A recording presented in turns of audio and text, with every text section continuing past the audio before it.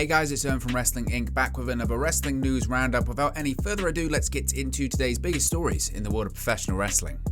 Backstage news on Tony Khan purchasing Ring of Honor. Throughout the past few weeks, Tony Khan and various AEW stars have hyped a quote massive announcement to be revealed on last night's episode of Dynamite. Tony even promised to personally appear in the ring for the big moment, which was a promise he fulfilled at the opening of the show yesterday evening. After thanking the crowd and promising to get the action going soon, Tony Khan said it would be the biggest night in the history of the company. It was revealed that the major announcement is Tony Khan signed a deal to become the official owner of Ring of Honor. It was noted earlier this week in a report that sources from multiple wrestling companies say that there was a possible sale of Ring of Honor and another promotion. It's clear now that the deal was between AEW and Ring of Honor. ROH has been on hiatus since December's Final Battle pay-per-view, and Supercard of Honor is scheduled to be their first show back on Friday, April 1st.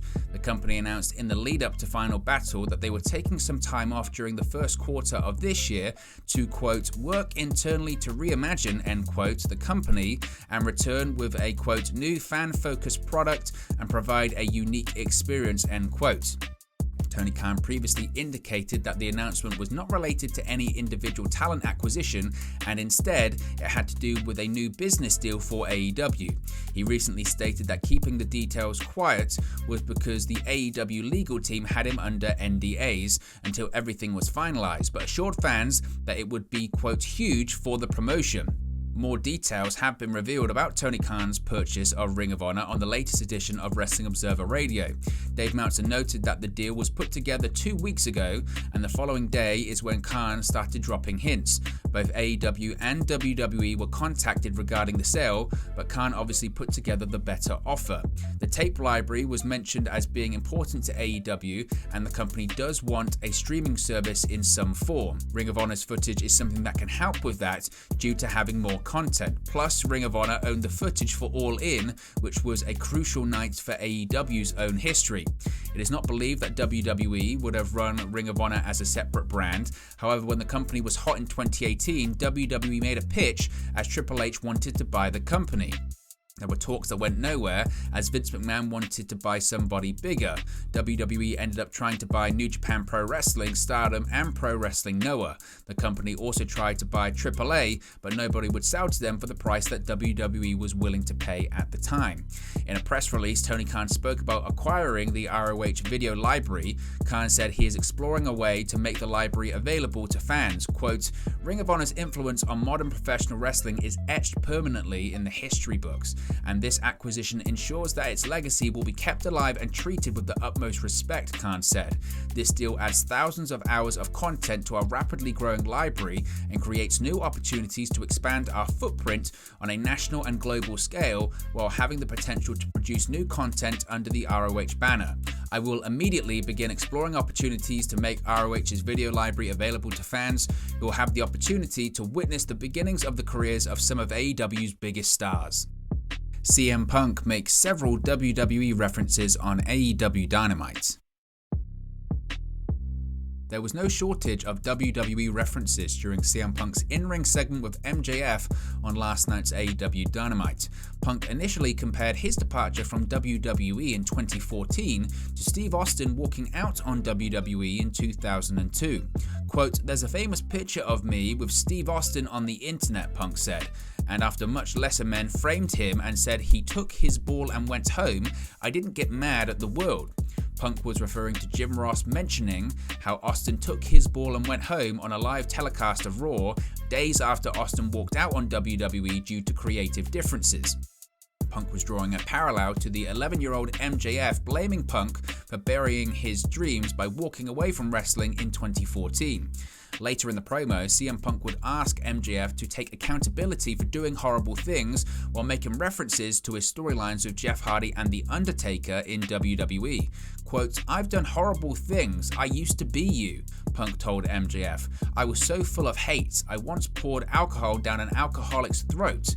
I covered a legendary wrestler's body with the ashes of his dead and beloved manager. I mocked a wrestler's issues with addiction until he lost his job because of it. The segment ended with MJF, Shawn Spears and Wardlow leaving CM Punk in a bloody mess. MJF will wrestle Punk in a dog collar match this Sunday at the Revolution pay-per-view. Alexa Bliss to miss WrestleMania 38, WWE return updates on Asuka and Bayley. Alexa Bliss will reportedly miss WrestleMania 38. Bliss recently returned to action for the Women's Elimination Chamber match in Saudi Arabia, and there has been some speculation on a potential WrestleMania 38 plan for her. However, PW Insider reports that word going around says Bliss's next program will likely not happen until after WrestleMania. Bayley is another name that may be missing WrestleMania 38. Word now is that the current plans call for her to return to television regularly after WrestleMania. Bayley underwent surgery to repair a torn ACL back in mid-July after suffering the injury while training in the ring at the WWE Performance Center. It was noted then that she was expected to be on the shelf for around 9 months or until mid-April, but it was recently reported that she is ready to return, just waiting for WWE to bring her back. If Bayley does not wrestle next month at AT&T Stadium, this will be the second straight year where she was unable to perform on the grandest stage of them all. She did not wrestle last year but did appear for segments on both nights of WrestleMania 37. Regarding Asuka, it was noted that she is ready to return from shoulder surgery. Asuka is reportedly waiting for WWE to have a plan in place for her return. She has not appeared on WWE television since Money in the Bank 2021 back in July. Vince McMahon Pat McAfee updates for today's interview. WWE Chairman and CEO Vince McMahon is set to speak with Pat McAfee today for a rare live interview, one that will reportedly build to McMahon's first match since 2010.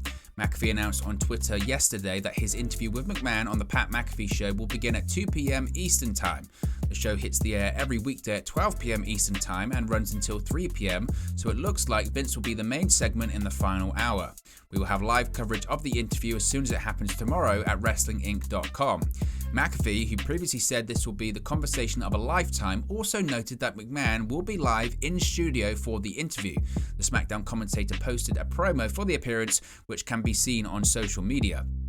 Word going around WWE is that elements of the interview will likely be used to promote WrestleMania 38, according to Fightful Select, but it was stressed that this is scheduled to be a, quote, real interview with McMahon and McAfee.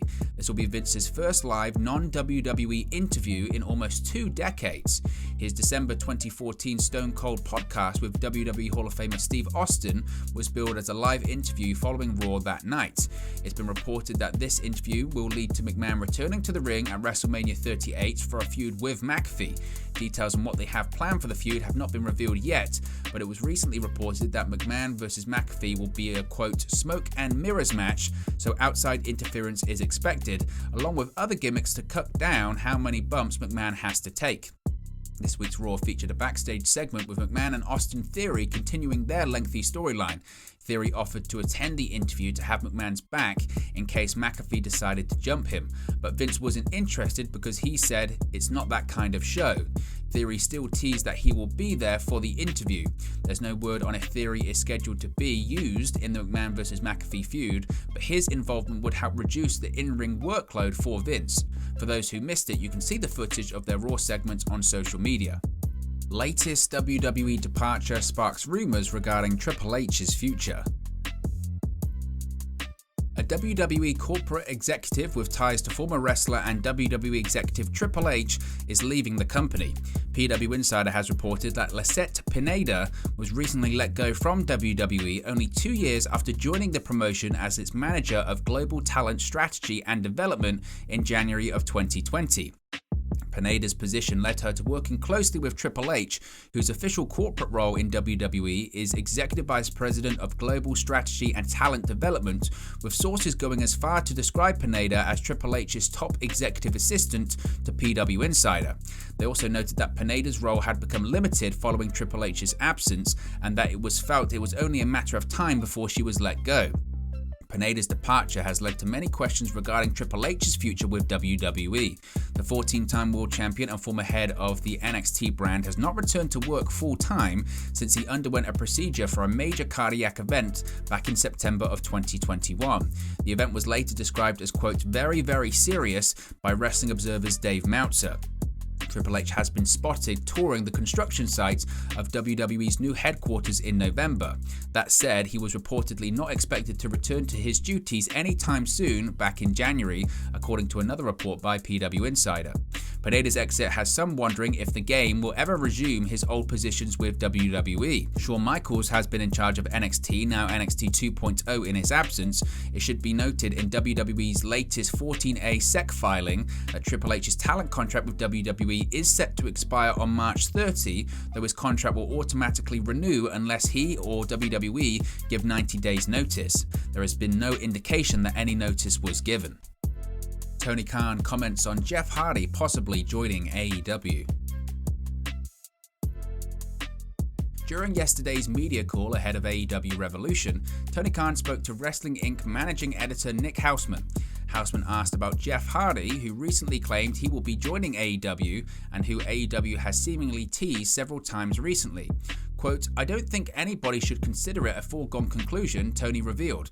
"I do really like Jeff a lot. I think Jeff is still obligated to another company here for at least several more days, but at some point when Jeff is free and clear, I would love to have Jeff in AEW. Jeff is a friend of mine. I really like him very much and I think the world of him. I have a lot of respect for him as a wrestler and he's also a very nice person. I think he would fit in very well in AEW and we would love to have him, potentially." So what are your thoughts on today's Wrestling News Roundup? Let me know your thoughts in the comment section below. Be sure to like and subscribe to Wrestling Inc. and I'll speak to you again very, very soon.